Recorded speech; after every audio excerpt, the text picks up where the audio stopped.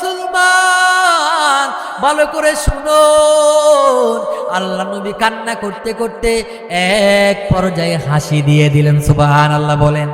আবার এক পর্যায়ে আল্লাহর নবী এক দিক থেকে আরেক দিকে চেহারা ঘুরিয়ে নিয়েছেন।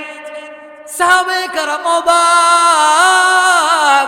সাহাবায়ে কেরাম বললেন, ইয়া রাসূলুল্লাহ, আপনি একবার কান্নাকারি করলেন, আবার হাসলেন, আবার চেহারা একদিক থেকে আরেক দিকে কেন আপনি ঘুরায় নিলেন? আল্লাহর নবী বললেন, ও সাহাবী, আমি কাঁদলাম এই জন্য, আমার সাআদ জিহাদের ময়দানে এসে শহীদ হয়ে গেছেন, এই জন্য কান্নাকারি করলাম। আমি আমার সাআদের মৃত্যুর উপর আমি কেন খুশি হয়েছি জানো নাকি? আমার সাআদ মারা যাওয়ার পর আমার সাআদের রূহটা জান্নাতি ফেরেশতারা কার আগে কে পৌঁছায় দিবে, আমার সাআদের রূহটা কার আগে কে জান্নাতে পৌঁছায় দিবে, এটার মধ্যে সাহাবায়ে কেরাম, ও মুসলমান ও সাহাবারা ভালো করে শোনো, আমার সাআদের রূহটা জান্নাতের মধ্যে কার আগে কে পৌঁছায় দিবে, এটার মধ্যে ফেরেশতারা প্রতিযোগিতা দিয়েছে। এই দৃশ্য দেখে আমি হাসি দিয়েছি। সুবহানাল্লাহ। আল্লাহুম্মা বারিক আলা মুহাম্মাদিন ওয়া আলা আলি মুহাম্মাদ কামা বারাকতা আলা ইব্রাহিম ওয়া আলা আলি ইব্রাহিম ইন্নাকা হামিদুম مجيد بلغ العلا بكماله كشف الدجى بجماله حسنت جميع خصاله صلوا عليه وآله زبان پر हबीबे किबरिया का नाम आता है, तू अपनी जिंदगी का लुत्फ कुर आराम आता है, बलगल उला बिकमालिही كشف الدجى بجماله حسنت جميع خصاله صلوا عليه وآله أي قوم مسلمان خبردار خبردار ये वक्त न गफलत का है होशियार हो होशियार, ये वक्त न गफलत का है होशियार हो होशियार, तू मर्द मुसलमान है, तो मर्द मुसलमान, एक हाथ में तलवार है, एक हाथ में कुरान, दुनिया को है उस महदी बरहक की जरूरत, हो जिसकी निगाह ज़लज़ला ये आलम अफ़कार, हो जिसकी निगाह ज़लज़ला ये आलमे अफ़कार। আলহামদুলিল্লাহ সুম্মা আলহামদুলিল্লাহ।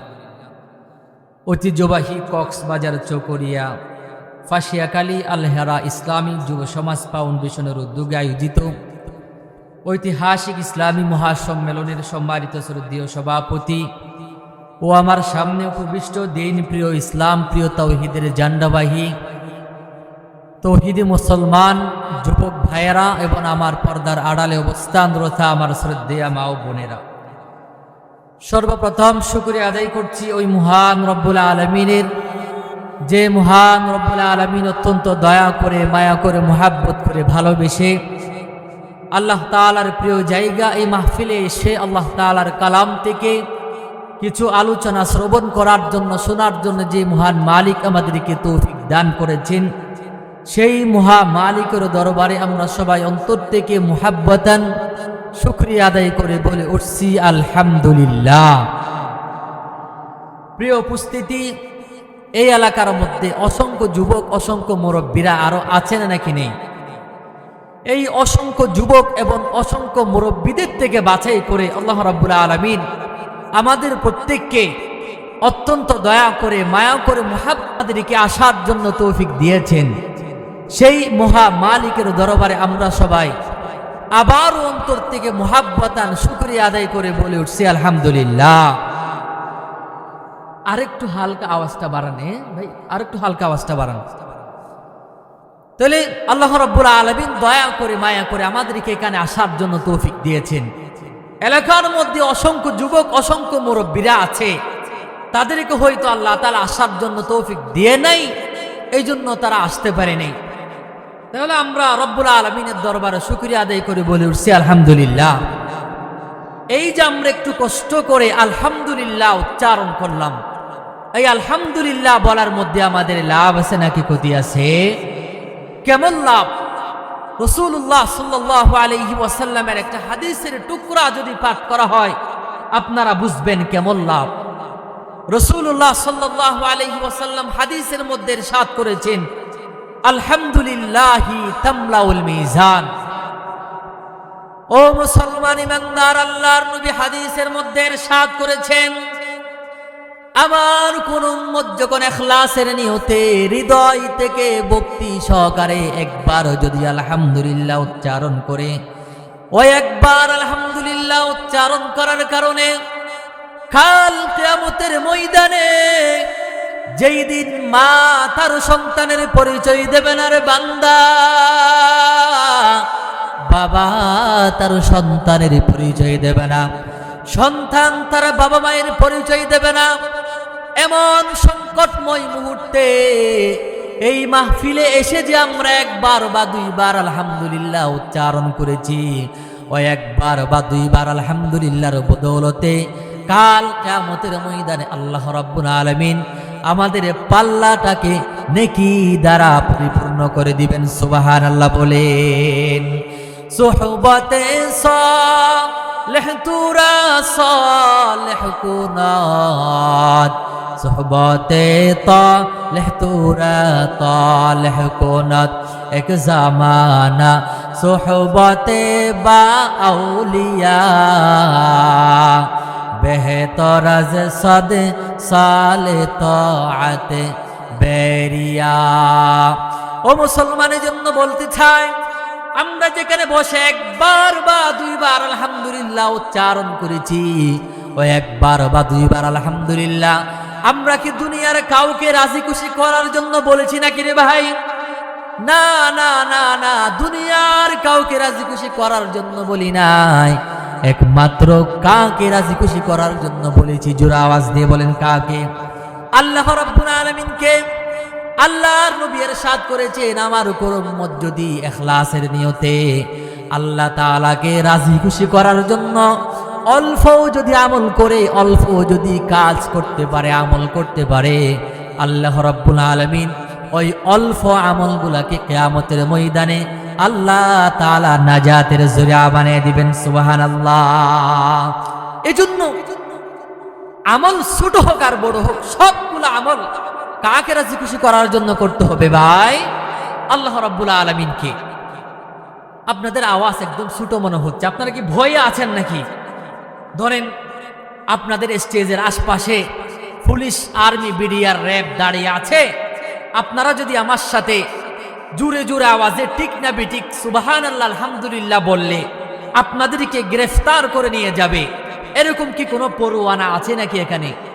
যদি সেরকম কোনো পরোয়ানা না থাকে, আল্লাহর জমিনে বসে আল্লাহর নামে তাকবীর দিব, আল্লাহর জয়ত্বের গান দিব, আল্লাহর নামে স্লোগান দিব, সেখানে কিসের ভয়? ঠিক কিনা বলেন?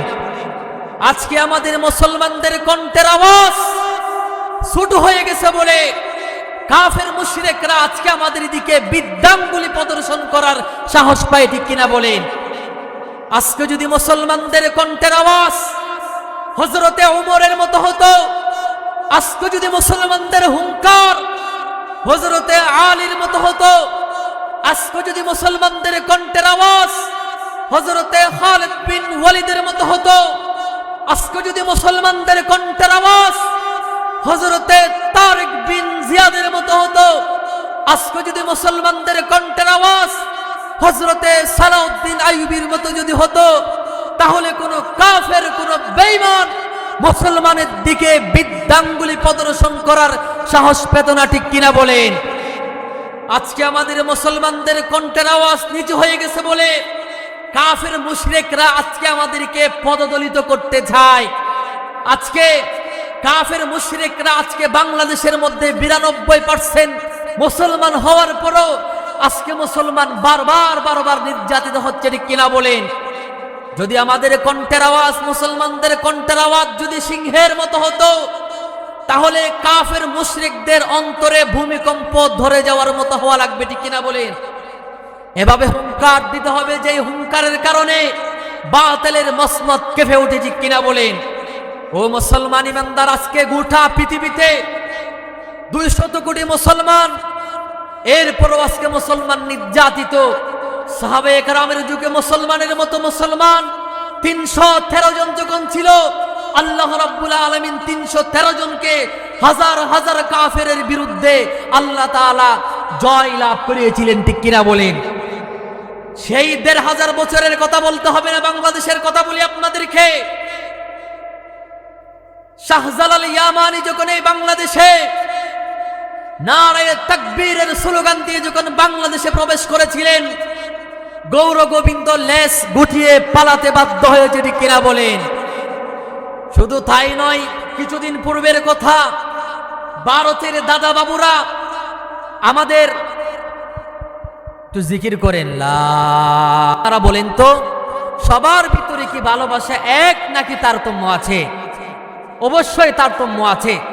যদিও বা আমরা সবাই রাসূলুল্লাহর ভালোবাসার দাবি করি, কিন্তু সবার ভিতরে ভালোবাসা কিন্তু এক না, ঠিক কিনা বলেন?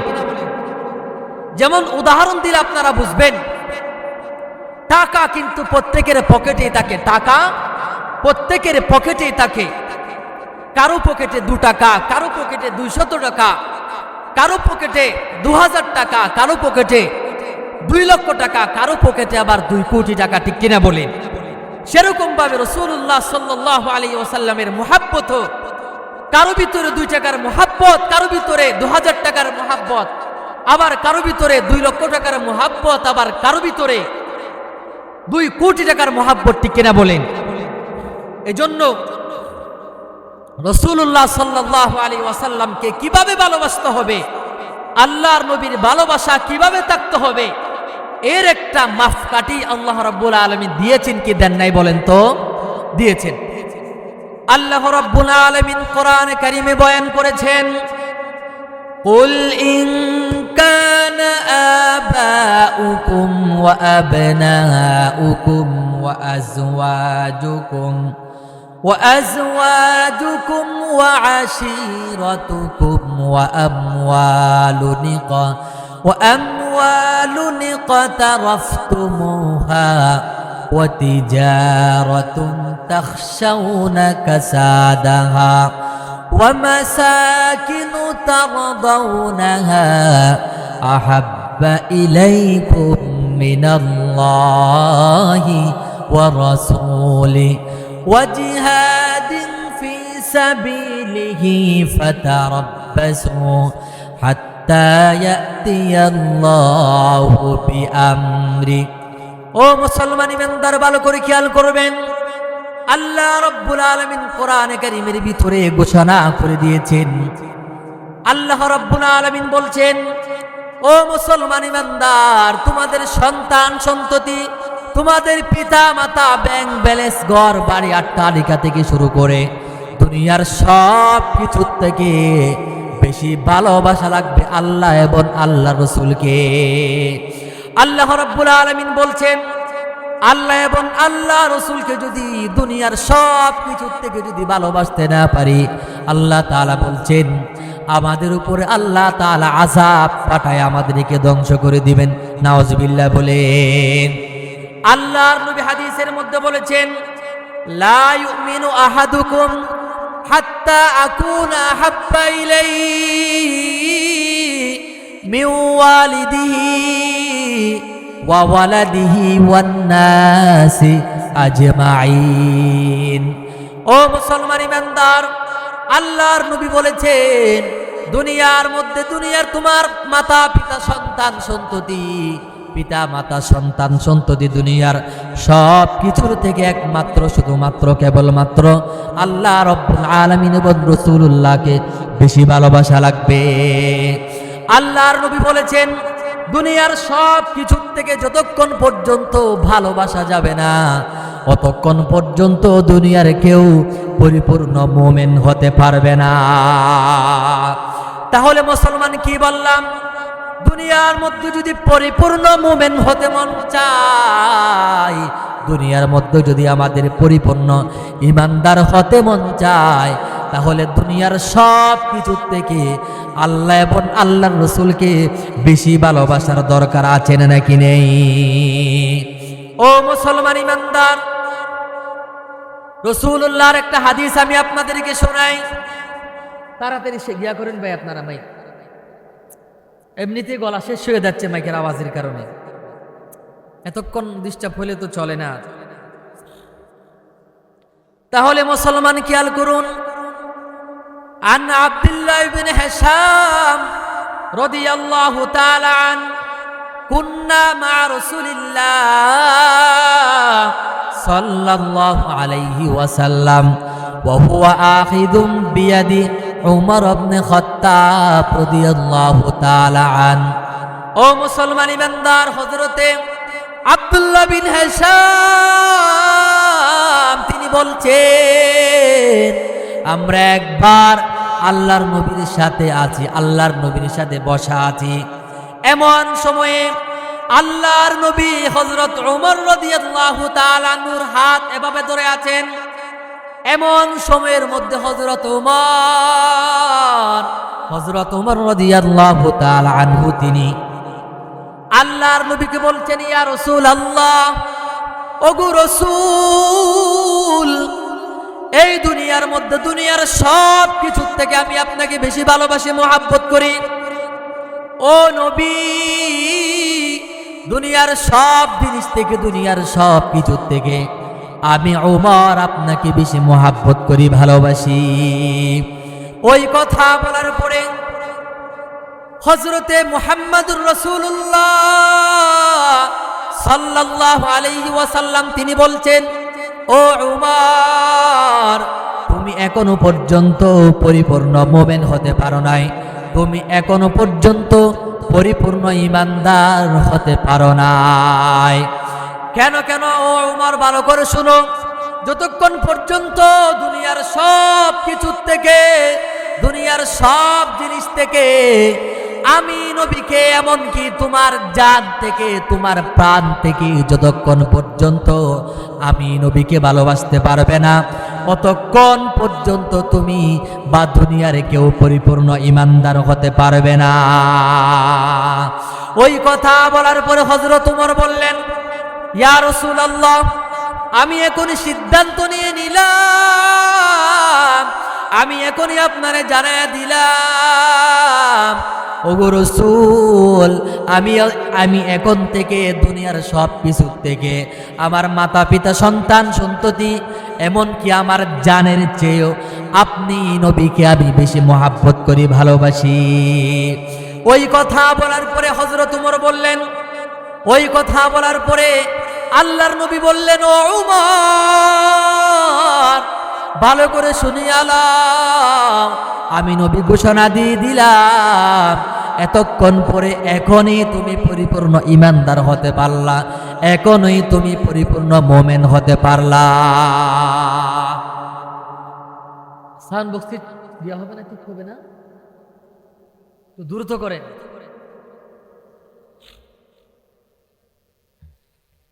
তাহলে আসুন, আল্লাহর নবী বললেন, যতক্ষণ পর্যন্ত তোমার জানের চেয়ে দুনিয়ার সব কিছুর থেকে, এমনকি তোমার জানের চেয়ে, তোমার প্রাণের চেয়ে আল্লাহর নবীকে ভালোবাসতে পারবে না, ততক্ষণ পর্যন্ত দুনিয়ার কেউ পরিপূর্ণ ইমানদার বা মুমিন হওয়া কখনো সম্ভব না। ঠিক কিনা বলেন? তাহলে মুসলমান ইমানদার, আমি আপনাদেরকে একটা ঘটনা শোনাই। ও মুসলমান ইমানদার, ভালো করে শুনেন।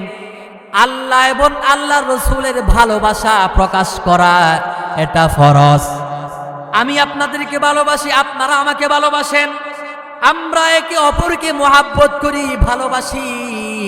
ও মুসলমান ইমানদার, আমরা যে একে অপরকে মোহাব্বত করি, একে অপরকে যে ভালোবাসি, এটা প্রকাশ করা হচ্ছে সুন্নত।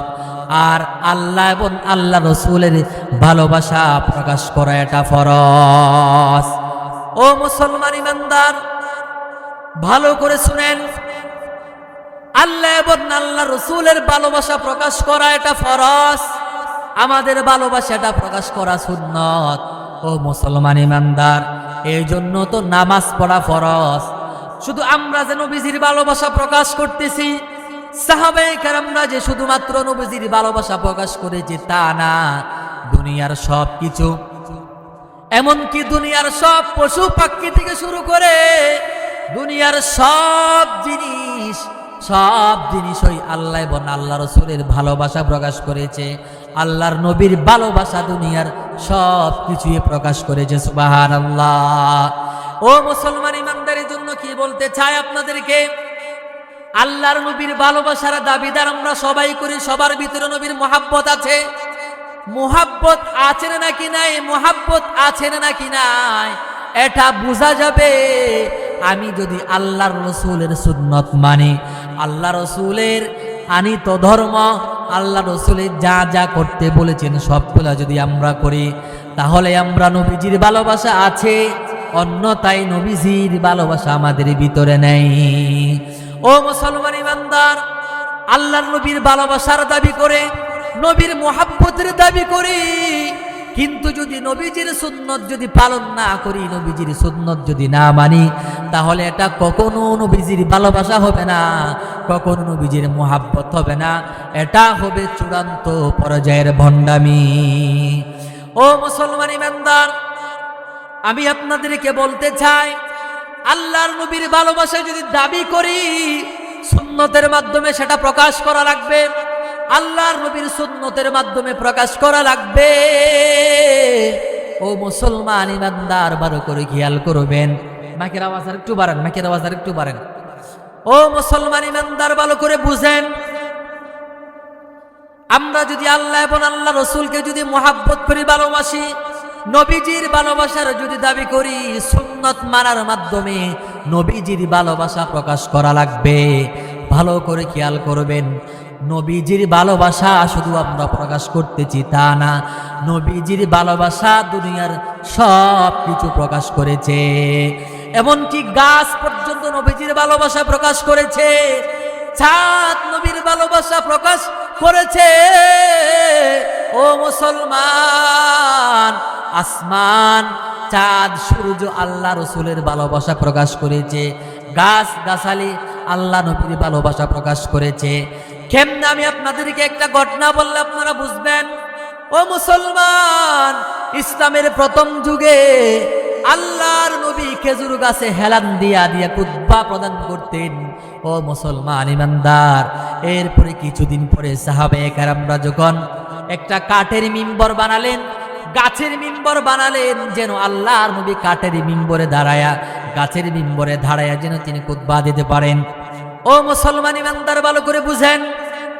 কাঠের মিম্বর বানাবার পরে আল্লাহর নবী সেখানে খুতবা প্রদান করার জন্য কাঠের মিম্বরের দিকে যাচ্ছেন।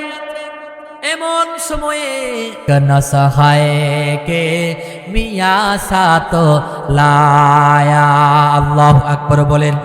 ও মুসলমান ইমানদার, তাহলে বললাম আমার নবী হচ্ছে দুনিয়ার শুধুমাত্র মানুষের নবী না, জাহাতকে রবুবিয়ত খুদা কি, নবুবিয়ত ওয়াহাতকে মুস্তাফা কি। আল্লাহ রাব্বুল আলামিন যেই যেই জায়গার জন্য রব, আল্লাহ তাআলা যেই যেই জায়গার জন্য পালন কর্তা, আমার নবী সেই সেই জায়গার জন্য নবী, এবং আমার নবী রহমত। সুবহানাল্লাহ।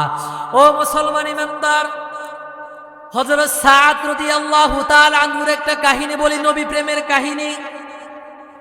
হযরত সাদ একদিন আল্লাহর নবীকে বলছেন, কেঁদে কেঁদে বলছেন, ইয়া রাসূলুল্লাহ, আমি মনে হয় জান্নাতে যেতে পারবো না। আল্লাহর নবী বললেন, কেন সাদ, কেন কি হয়েছে? ওই কথা বলার পর হযরত সাদ রাদিয়াল্লাহু তাআলা আনহু তিনি বললেন, ও নবী, আমি এত কালো মানুষ, আমার মতো কালো মানুষ, এমন কালো মানুষকে মদিনার কোনো মেয়ে আমি সাদকে বিবাহ করতে চাই না।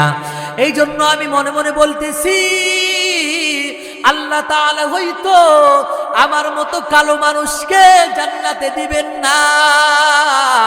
ওই কথা বলার পর আল্লাহর নবী বললেন, ও সাদ, তুমি চিন্তা করিও না, ও সাদ, মন ছোট করিও না। কে বলেছে তোমার মদিনার মেয়েরা বিয়ে করতে চায় না? আমি নবী জানায়া দিলাম, এই মদিনার সবচেয়ে সুন্দরী মেয়ে, সুন্দরী মহিলা, তুমি সাদকে বিবাহ করবে। সুবহানাল্লাহ বলেন। ওই কথা বলার পরে আল্লাহর নবী বলছেন, ও সাদ, যাও যাও, মদিনার সরদার, মদিনার বড় নেতা ইবনুল ওয়াহাবের বাড়িতে যাও।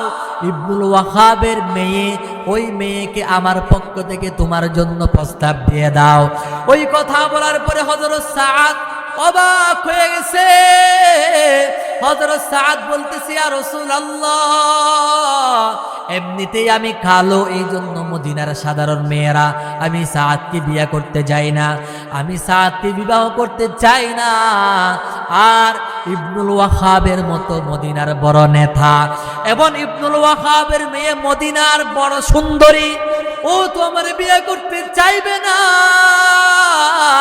আল্লাহর নবী বললেন, ও সাদ, চিন্তা করিও না, যাও যাও। আমি নবী বললাম তোমাকে, যাও, তোমার জন্য প্রস্তাব দাও। হযরত সাদ রাদিয়াল্লাহু তাআলা আনহু হেঁটে হেঁটে, ও মুসলমান, হযরত সাদ ইবনুল ওয়াহাবের বাড়ির কাছে চলে গেলেন। বাড়িতে যাওয়ার পর বলছেন, ও ইবনুল ওয়াহাব, আল্লাহর নবী আমারে পাঠিয়েছেন। আল্লাহর নবী বলেছেন, আল্লাহর নবী তোমার মেয়ের জন্য, আপনার মেয়ের জন্য আমাকে পাঠিয়েছেন। ওই কথা বলার পরে ইবনুল ওয়াহাব বলে, ও সাদ, মুখ সামনে কথা বল। ও সাদ, তোমার মতো কালো, তোমার মতো অসুন্দর মেয়ের কাছে আমি ইবনুল ওয়াহাব মেয়ে বিয়া দেব না। ওই কথা বলার পর ইবনুল ওয়াহাব বলতেছে, ও সাদ, তুমি চলে যাও, তাড়াতাড়ি চলে যাও, তোমার মতো কালো মানুষের কাছে আমার মেয়েকে আমি বিবাহ দেব না। ওই কথা বলার পর হযরত সাদ কাঁদে, কান্নাকাটি করতে করতে হযরত সাদ চলে আসতেছেন। এমন সময়ের মধ্যে হযরত সাদকে ডাক দিলেন। ইবনুল ওয়াহাবের মেয়ে ঘরের ভিতর থেকে ডাক দেয়, বলতেছে, ও সাদ, তুমি দাঁড়াও। ইবনুল ওয়াহাবের মেয়ে বাবার কাছে আয়েশা বলতেছেন, ও বাবা, সাদকে কে পাঠিয়েছেন আপনি জানেন নাকি? ওই কথা বলার পর ইবনুল ওয়াহাব বলতেছে, বাবা বলতেছে, ওই সাদকে মুহাম্মদ পাঠিয়েছে। ওই কথা বলার পর ও মুসলমান ইমানদার মেয়ে বলতেছে, বাবা, ওই মুহাম্মদ সম্পর্কে আমার বক্তব্য কি জানেননি?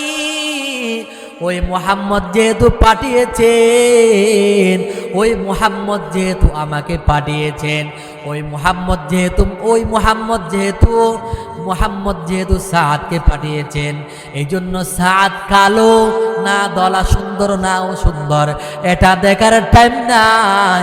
আমার নবী যেহেতু পাঠিয়েছে, আমি সাদকে বিবাহ করার জন্য প্রস্তুত। সুবহানাল্লাহ।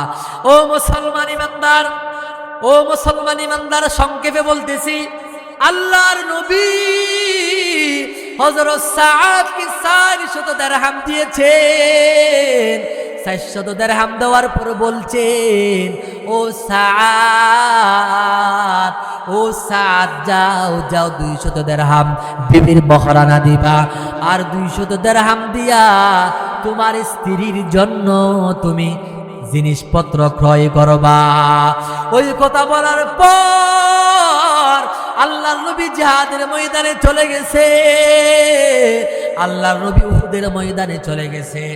ও মুসলমান ইমানদার, ভালো করে শুনো, হযরত সাদ বিবাহের বাজার করতেছেন। বিবাহের বাজার করা প্রায় শেষের দিকে, সমস্ত প্রয়োজনীয় জিনিসপত্র কিনেছেন। কিনার পরে হঠাৎ করে সাদের কানে আওয়াজ, সাদের কানে আওয়াজ, মুহাম্মদ উহুদের ময়দানে রক্তাক্ত হয়ে গেছে। উহুদের ময়দানে মুহাম্মদের দন্দান মুবারক শহীদ হয়ে গেছে। ওই কথা শোনার পর হযরত সাদ একবার আকাশের দিকে তাকায়, আরেকবার জমিনের দিকে তাকায়, আরেকবার প্রয়োজনীয় জিনিসের দিকে তাকায়। ওই কথা বলার পর সাদ বলতেছেন, দোকানদার ভাই, তোমার কাছে কি তরোয়ার আছে নাকি, যুদ্ধের পোশাক আছে নাকি? দোকানদার বলতেছে, কেন? সাদ বলতেছে, দোকানদার ভাই, আমার নবী যুদ্ধের ময়দানে মার খাবে, আর আমি সাদ বিবাহ করব, মজা উপভোগ করব, সেটা কখনো হতে পারে না। ওই কথা বলার পর দোকানদার বলছে, ও সাদ ইবনুল ওয়াহাবের মতো বড় নেতার মাইয়া, এবং ইবনুল ওয়াহাবের মাইয়া মদিনার মধ্যে সবচেয়ে সেরা সুন্দরী, তারে বিয়া না কইরা তুমি যাইও না। ওই কথা বলার পর হযরত সাদ বলে, না না, আমার নবীর মুহাব্বত আমার অন্তরের মধ্যে ভরপুর আছে, আমি পারবো না, আমি এখনই জিহাদের ময়দানে চলে যাব। ওই কথা বলার পর দোকানদারের কাছ থেকে তলোয়ার নিলেন, যুদ্ধের পোশাক নিলেন, আর একটা ঘোড়া ক্রয় করলেন। করার পর হযরত সাদ রাদিয়াল্লাহু তাআলা আনহু তিনি মুখের মধ্যে একটা কালো কাপড় বেঁধে ফেললেন। কেননা আল্লাহর নবী যদি দেখে আল্লাহর নবী তাকে বিবাহ করার জন্য পাঠিয়েছেন, যুদ্ধের ময়দানে দেখলে হয়তো আল্লাহর নবী কষ্ট পাবেন। এই জন্য হযরত সাদ মুখের মধ্যে কালো কাপড় বেঁধে ফেললেন। হযরত সাদ আল্লাহর নবীর যুদ্ধের ময়দানের দিকে তিনি রওনা দিয়ে দিলেন। যুদ্ধের ময়দানে পৌঁছানোর পরে বিরুদ্ধের সাথে যুদ্ধ করতেছেন। যুদ্ধ করতে করতে এক পর্যায়ে ও মুসলমান ইমানদার, এক পর্যায়ে ও মুসলমান যুদ্ধ করতে করতে তেজস্বীভাবে খুব বীরত্বের সাথে যুদ্ধ করতেছে। মুসলমানরা অবাক হয়ে গেছে। মুসলমানরা বলতেছে, মুসলমানের পক্ষে, আমাদের পক্ষে এত বীরত্বের সাথে এত সুন্দর করে যুদ্ধ করতেছে, এটা কে? আল্লাহর নবী বলতেছেন, এটারও তো চিনা চিনা মনে হচ্ছে, ওই সাহাবীকে চিনে চেনা মনে হচ্ছে। ও মুসলমান ইমানদার, ওই কথা বলার পরে কিছুক্ষণ পরে বেঈমানের পক্ষ থেকে একটা তীরের আঘাত সাদের ঘোড়ার উপরে পড়ে গেছে।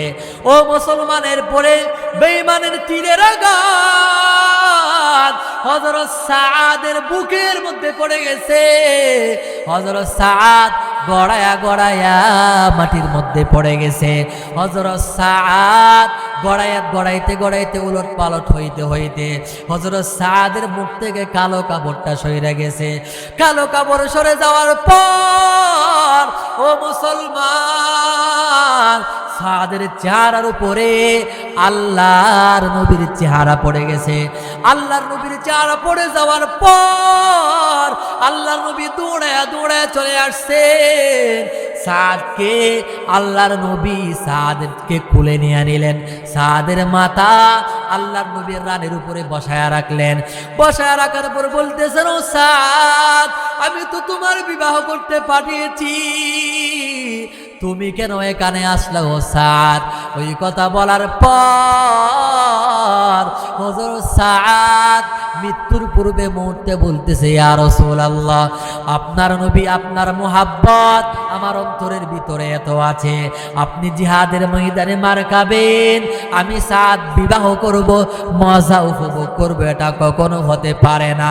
ওই কথা বলার পর সাদ রাদিয়াল্লাহু তাআলা আনহু মারা গেছেন।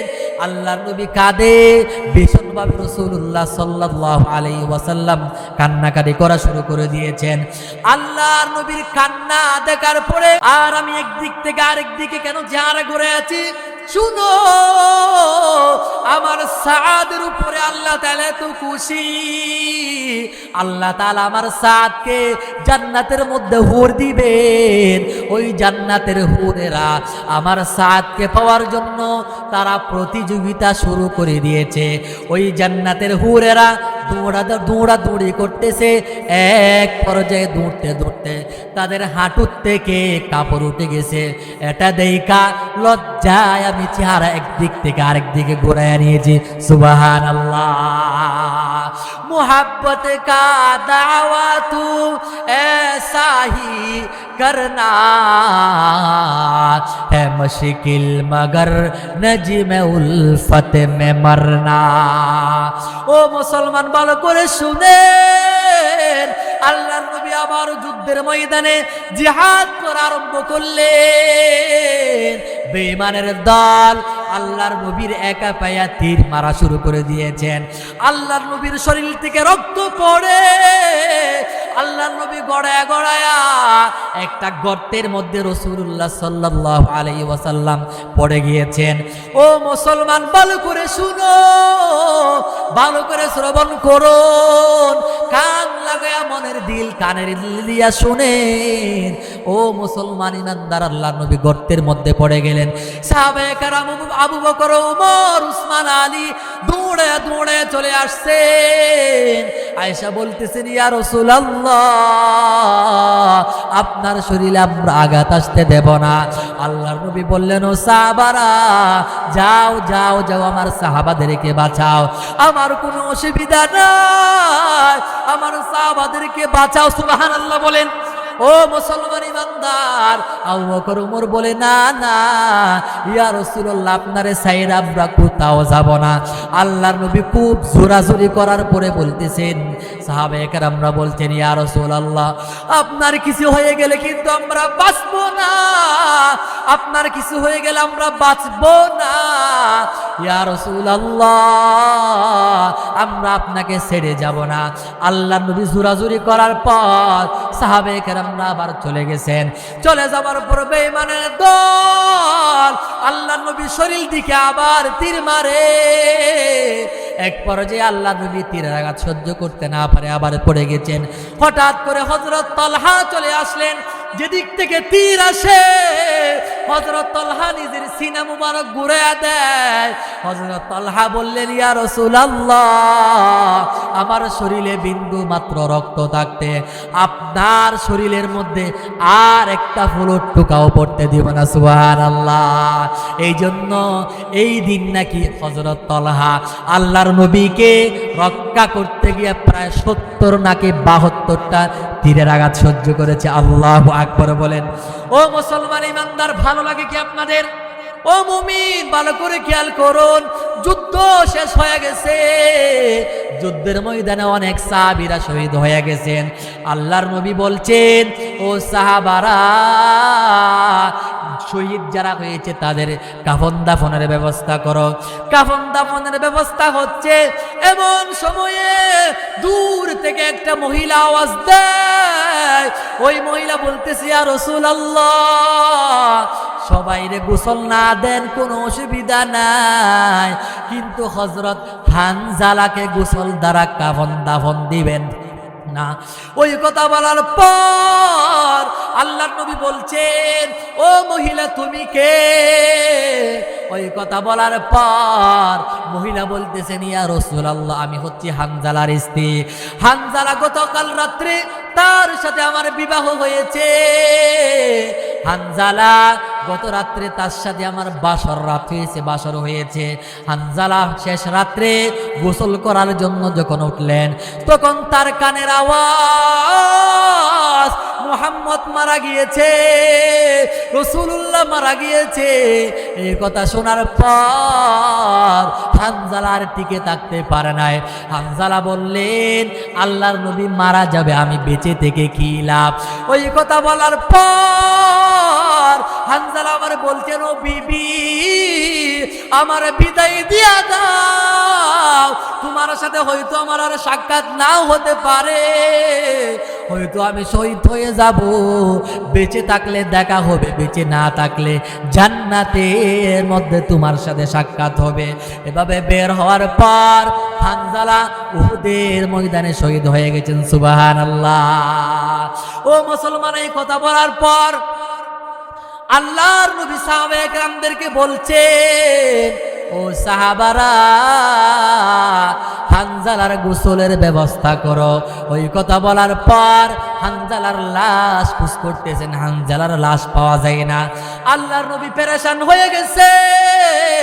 আল্লাহর নবী বলছেন, হানজালার লাশ কোথায়? এমন সময়ে হযরতে জিবরাইল আলাইহিস সালাম আসমান থেকে নাযিল হয়ে গেছেন। হযরতে জিবরাইল বলেন, ইয়া রাসূলুল্লাহ, কান্না করবেন না, কান্না করবেন না, কান্না করবেন না ইয়া রাসূলুল্লাহ। হানজালার উপরে আল্লাহ তাআলা এত খুশি হয়েছে, হানজালার গোসলের ব্যবস্থা আল্লাহ তাআলা দুনিয়ার পানি দ্বারা করেন নাই, হানজালার গোসলের ব্যবস্থা আল্লাহ তাআলা জান্নাতের পানি দিয়া করেছেন। আর হানজালার গোসলের ব্যবস্থা আল্লাহ তাআলা দুনিয়ার কোনো মানুষ দ্বারা করবেন না, আল্লাহ তাআলা জান্নাতের ফেরেশতা দিয়া আল্লাহ তাআলা হানজালার গোসলের ব্যবস্থা করেছেন। সুবহানাল্লাহ। ও মুসলমান ইমানদার, কিছুক্ষণ পরে দেখা গিয়েছে হানজালার লাশ। সাহাবায়ে কেরামরা বলতেছেন, আমরা দেখেছি হানজালার মাথা থেকে চুল বেয়ে বেয়ে, দাড়ি বেয়ে বেয়ে তাজা তাজা পানি টপ টপ করে পড়তেছে। সুবহানাল্লাহ। দেখছেন নি? সুবহানাল্লাহ, আল্লাহু আকবার। আপনাদের আওয়াজ ছোট হয়ে গেছে। ওই যে আমি বলছেন না, আমি যে বলছি এই প্যান্ডেলের আশপাশে পুলিশ আর্মি বিডিআর দাঁড়িয়ে আছে, আপনাদেরকে আমার সাথে বড় বড় আওয়াজে কথা বললে আপনাদেরকে গ্রেফতার করে নিয়ে যাবে, এরকম ভয় আছেন নাকি আপনারা? যদি ভয় না